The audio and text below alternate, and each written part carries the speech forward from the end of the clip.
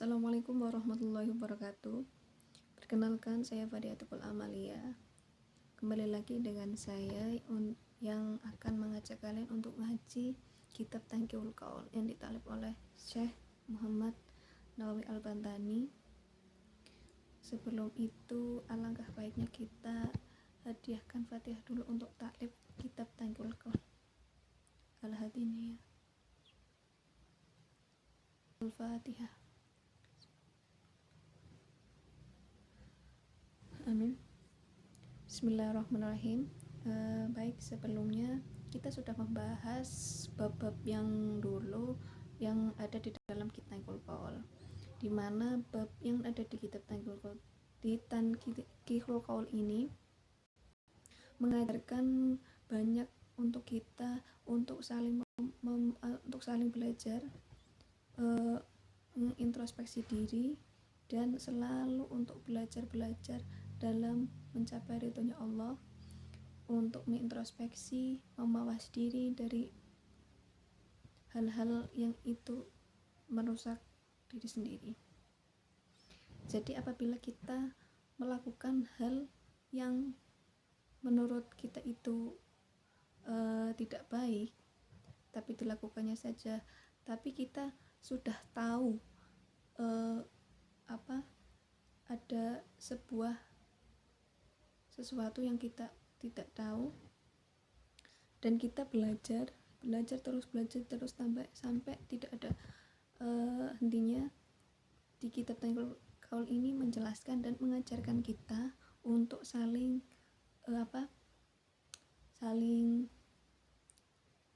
tahu menahu dari zamannya Rasulullah sampai zaman sekarang. Baik, di sini saya mengambil bab sabar. Bismillahirrahmanirrahim. Al-babul arba'una utawi iki iku bab arba'una kang kaping 40 fi fadilatil sabri indal musibah. Fi fadilati ing dalam keutamaane sabar, as-sabr ing sabar, indal musibah ing dalam nalikane musibah. Jadi di bab ke-40 ini menjelaskan tentang keutamaan sabar ketika musibah. Kenapa semua makhluk Allah itu diujikan dengan kesabaran? Kadang ada yang bilang tentang kesabaran itu ada batasnya. Orang yang diberikan kesabaran oleh Allah itu macam-macam porsinya. Ada yang kuat, ada yang tidak kuat. Maksudnya orang yang kuat itu ialah selalu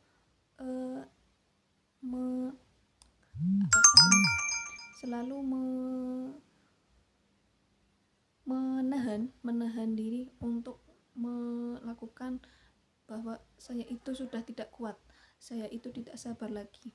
Jadi Allah menciptakan makhluknya itu dengan porsi yang berbeda-beda, entah itu sabarnya yang berbeda-beda atau kelakuannya yang berbeda-beda, tapi di dalam sifat makhluk sendiri itu memiliki sifat keunikan yang itu bisa membuat ciri khas diri mereka sendiri.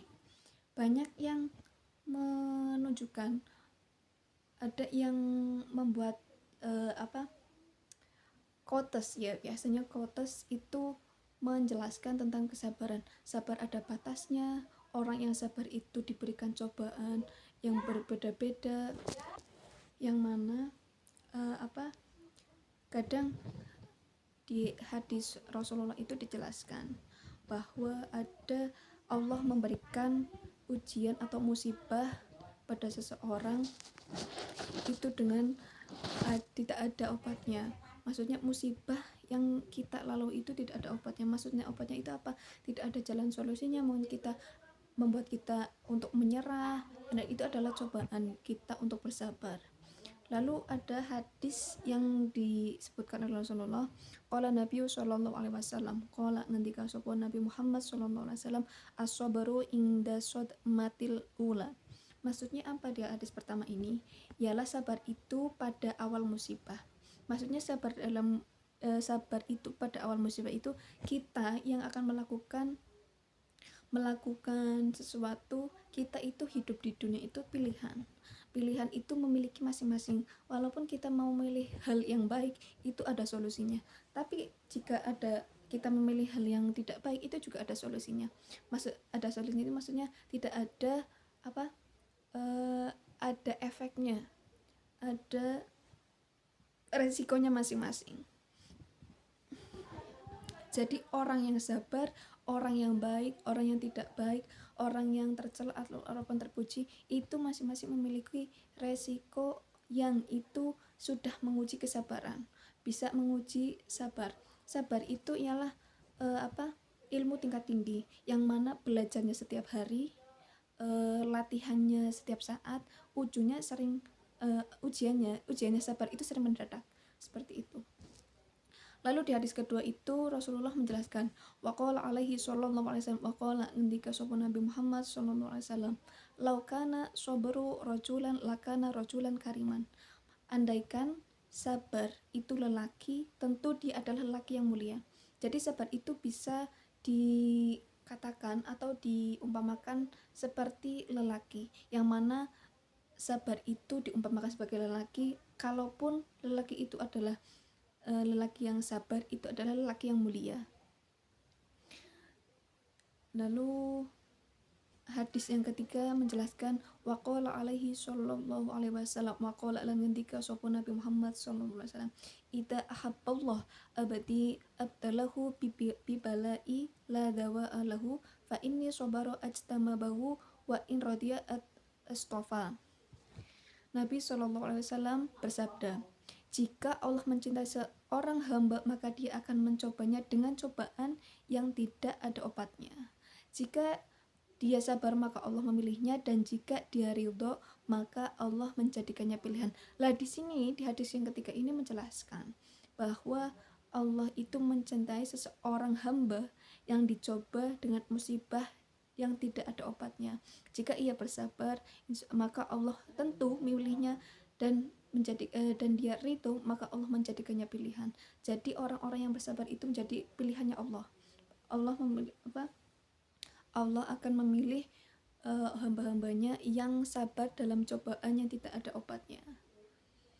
Mungkin itu saja yang dapat saya sampaikan untuk ngaji kali ini. Kurang lebihnya mohon maaf. Wabillahi taufiq wal hidayah. Wallahu muwaffiq ila aqwamit thoriq. Wassalamualaikum warahmatullahi wabarakatuh.